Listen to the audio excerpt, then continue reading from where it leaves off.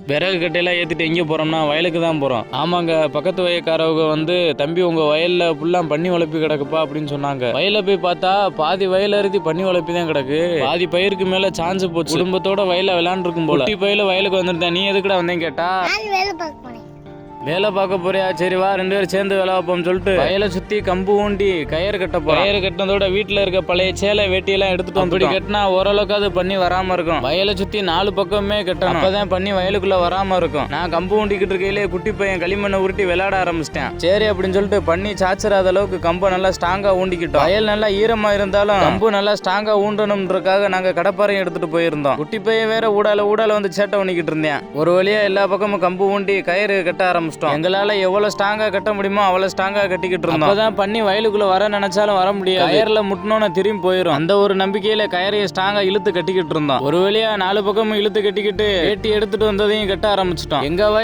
எல்லா வயலும் கடைசியில இருக்கு. கருவக்காடும் பக்கத்திலே இருக்கிறனால பண்ணி ஈஸியா வந்துருது. எங்க அம்மா என்னடானா வருத்தப்பட்டுக்கிட்டு இருந்துச்சு. எதுக்குமா வருத்தப்படுறேன்னு கேட்டா, பழைய சேலை எடுத்துட்டு வரக்கு பதிலா புது சேலை எடுத்துட்டு வந்துட்டுப்பா அப்படின்னு. நாங்கள் ஒரு வேலையை எல்லா பக்கமும் சுத்தி கட்டி இதையெல்லாம் தாண்டி எப்படி பண்ணி உள்ள போகுதுன்னு பார்ப்போம்.